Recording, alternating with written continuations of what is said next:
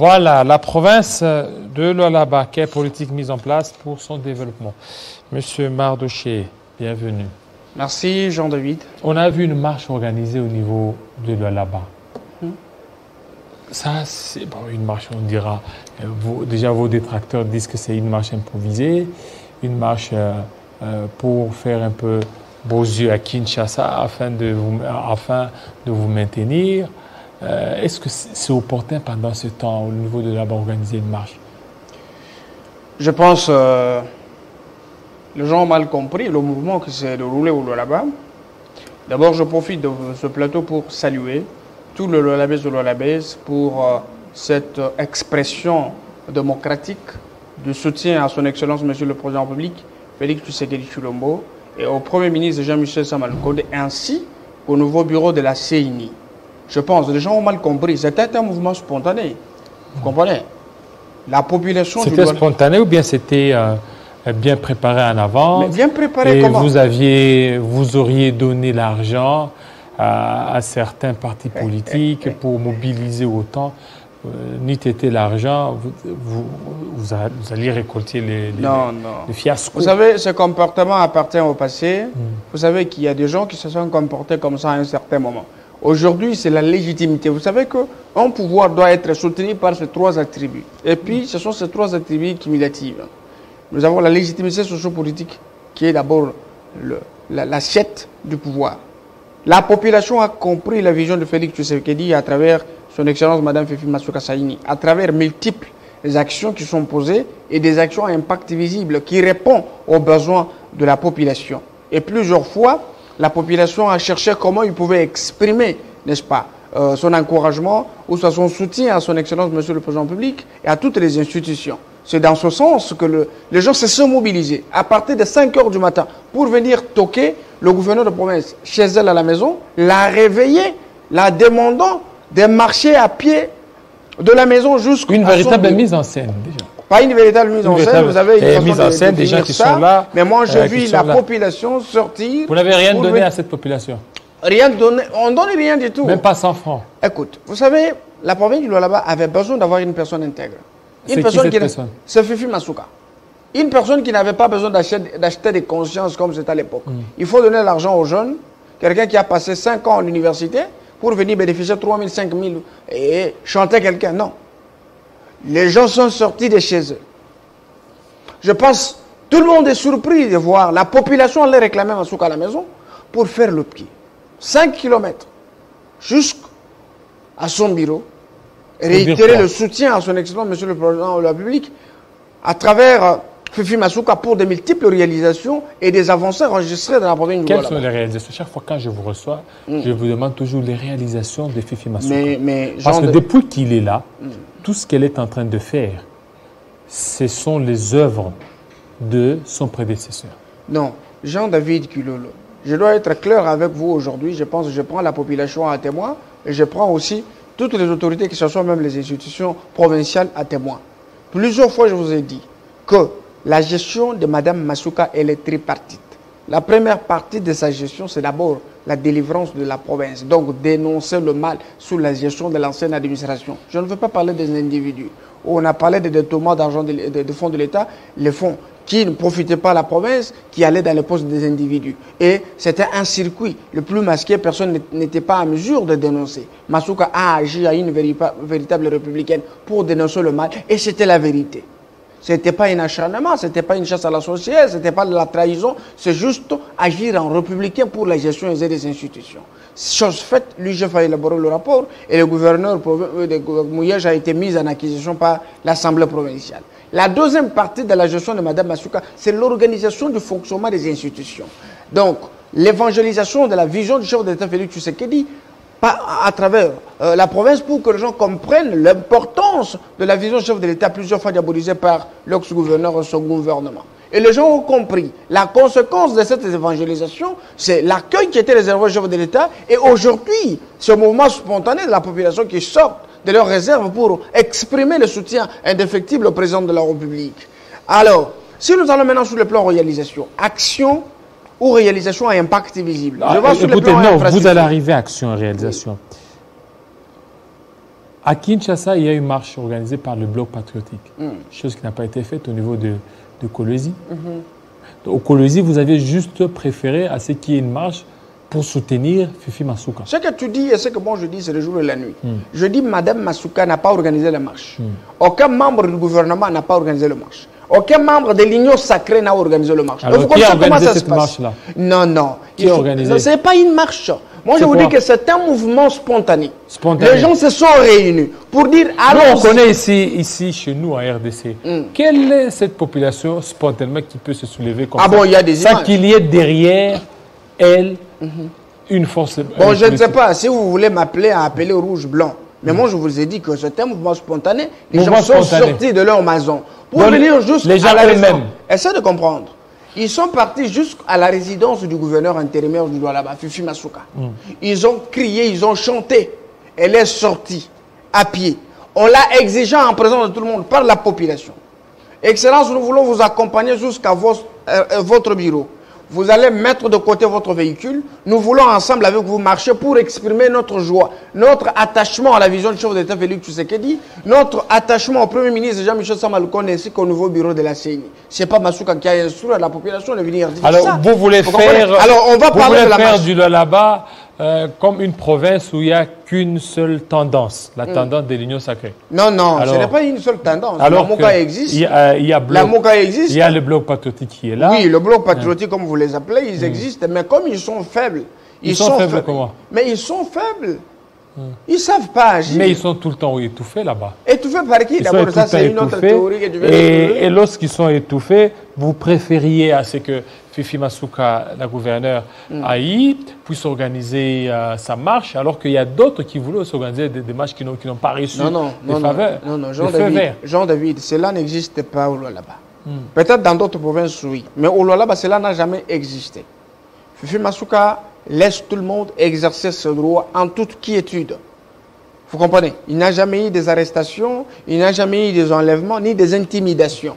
Donc, lorsque je vous parle, je sais que même ceux qui ont insulté Excellence Masuka sur place, n'est-ce pas? Ils sont là-bas? Ils sont là, ils fonctionnent. Il n'y a pas de journalistes qui ont été licenciés. Ça n'existe pas. Parce qu'ils auraient tenu des propos... Non, non, c'est à l'époque de Mouyej où cela était possible.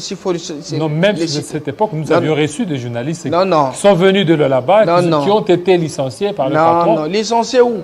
Au sein des institutions de l'État. Ils ont été licenciés là où ils travaillaient. Non, ils ont été licenciés avant. Non, mais non. Non, je vous dis qu'ils ont été licenciés avant même qu'ils Nous les avons reçus. Il vous trompe. Plus de 2 semaines. Les soi-disant journalistes là qui se présentent. Les journalistes d'investigation. Non. Ils ont mené des investigations sur Fifi Masuka, des investigations sur des fraudes et Et maintenant, par rapport à ça, tellement que ça a pris de l'ampleur. Et puis, il y a eu des pressions. Ils ont été licenciés. Laisse-moi vous dire une chose. Vous savez, plusieurs fois, nous avons défilé ici, à la Télé 50, pour dire la vérité à la population. Autrefois, ça nous a même amené d'apporter les preuves. C'est pour vous dire que le niveau de la campagne de diabolisation portée contre Masuka a pris un niveau de paroxysme.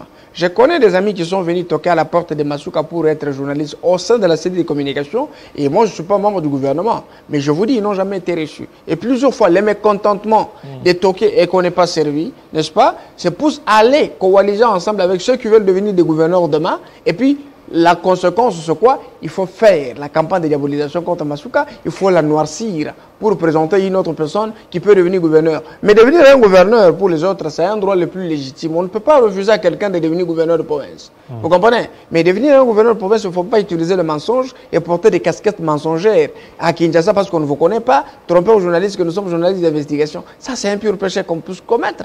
Vous comprenez? Moi, je viens ici sous la casquette du coordonnateur national de la nouvelle génération. Je ne suis pas masochiste ni mouyégiste. Vous comprenez? Je suis un leader d'opinion indépendant et ma structure est mieux représentée partout en République. Et c'est mon travail, je le fais comme ça. Je ne le fais pas seulement pour le Lualaba. J'ai dénoncé sur les Kasaï, j'ai dénoncé sur les Sankourou. C'est pour vous dire que lorsque nous sommes ici, c'est pour donner la vérité à notre population. Masuka n'est pas n'importe quel leader. Masuka, c'est une femme capable, une femme très intelligente qui vient aujourd'hui pour répondre aux besoins de la population. Chose faite lorsque tu m'as posé la question, Jean-David. Je vous ai dit qu'il y a de multiples réalisations sur le plan des infrastructures. Vous comprenez? Et je vous dis, dans le chef de beaucoup des autorités qui représentent les chefs de l'État en province, ils sont le moindre. enlever la province à 4,9% jusqu'à 41%. Il y a pas Et on a mis l'accent. Non, non, ça n'existe pas. Ceux qui ont travaillé avec Moulay, parler de la chasse à la sorcière. Ne sont pas inquiétés? Non, non. Parler de la chasse à la sorcière, je pense que je pourrais au moins perdre le temps sur ce beau plateau Télé 50 pour parler des gens sur la maximisation des recettes. La Comibacat qui est diabolisée, c'est l'unique coopérative minière qui fait la fierté dans la province du Lualaba et devient une coopérative exemplaire avec 10 millions dans 3 mois. Or, les autres coopératives qui ont existé depuis longtemps, ils n'ont pas réalisé ce score. Aujourd'hui, le comportement de son Excellence Madame Fifi Masuka, lorsqu'elle a mis l'accent sur l'artisanat minier, on a revu à la hausse le budget de la province, vous comprenez? On a amélioré les conditions des agents de gouvernorat. Aujourd'hui, sur toutes les rampes publiques, moi je n'ai pas vu une province où un jardinier touche 1 000 $. Je n'ai pas vu ça. Je n'ai pas vu une province où un jardinier roule carrosse. Un jardinier touche 1 000 $. Mais oui, c'est la vérité. Lorsque nous vous disons, c'est pour vous dire que Masuka, c'est le jardinier de la gouverneure ou un jardinier du gouvernorat. 1 000 $. Mais je vous dis. Ceux qui sont en train de nous suivre au niveau. C'est la vérité. Et j'aimerais que vous me confirmiez. C'est la vérité. Si réellement un jardinier peut toucher 1 000 $. Mais oui, mais oui. Donc là, c'est le paradis. Autre chose. Je suis en train d'aboutir. La province du Lualaba, il y a des quartiers qui étaient mis dans les oubliettes. Je prends le quartier Kassoulou, où c'était sale. Vous comprenez, l'environnement n'était même pas hostile. L'environnement, excusez-moi, était hostile à la vie de la population. Aujourd'hui, Masuka s'est mis à ouvrir des avenues qui sont en train d'être asphaltées. On a urbanisé la ville. Aujourd'hui, avec le projet de la pendule solaire qui est en train d'être diabolisé ici, les photovoltaïques nouvelle génération, vous comprenez, à 5 000 $. D'abord, la province du Lualaba, c'est la seule province qui a la pendule solaire à moins cher. Vous connaissez Kinshasa. L'unique poteau ici sur 24, c'est 10 000 $. Je connais même celui qui a signé le marché avec le gouvernement provincial de Kinshasa.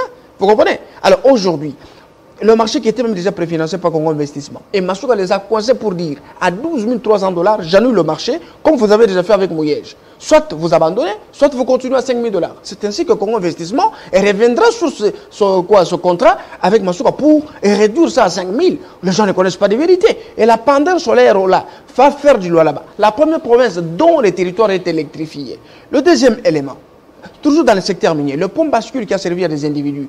4 ans, Kakomo Prince et M. Goden. Ils ont pris l'argent, ils ont mis dans leur poche pendant 4 ans sous la bénédiction du ministre provincial de Mines. Aujourd'hui, le pont bascule est récupéré par Masuka et on a mis en place une nouvelle commission de traçabilité dont elle-même est présidente. Dans moins de 2 mois, nous enregistrons des milliards et des milliards de dollars. Pour la première fois, une gestion drastique où nous avons, n'est-ce pas, les noms des débits, nous avons la traçabilité, nous avons même des comptes bancaires dans lesquels l'argent de l'État est versé. Vous comprenez? Alors, nous allons encore dans notre domaine parce que les gens ignorent. Ils veulent toujours accuser Masuka de ceci et de cela. Ce n'est pas parce que Masuka est silencieuse qu'on peut l'accuser de tout et de rien. Masuka, c'est une femme qui délivre le Lualaba. Et nous le disons, nous assumons. Délivre le Lualaba. De quoi? De la mégestion, du détournement. La province est à l'agonie, mon frère. À l'agonie. À l'agonie. À l'agonie, mais il y a beaucoup d'officiels qui descendent là au niveau de là-bas. Bon, vous savez une chose. Ils vont là-bas. Vous savez une chose. Hein? Vous comprenez? Et ça c'est tout le monde ici à Kinshasa, Lualaba. Bon, je n'ai pas vu dans la loi de notre pays, même la loi sur la libre administration de la province, même la constitution ou la loi, la Sénat juridique congolais, où on a interdit aux officiels de descendre dans une province. On n'a pas interdit. Vous comprenez? Et si on peut parler de détournement, c'est-à-dire les agents au sein des institutions qui détournent l'argent de l'État. Et oui, je voudrais pas interdit, mais pourquoi seulement le Lualaba? Il y a beaucoup de provinces. Il y a Maïndombe. Il y a Sankourou. Pourquoi ne pas aller là-bas? Parce qu'ils savent qu'au niveau de là-bas, il y a des miettes. C'est parce que vous ne vous êtes pas mieux informé, Jean-David.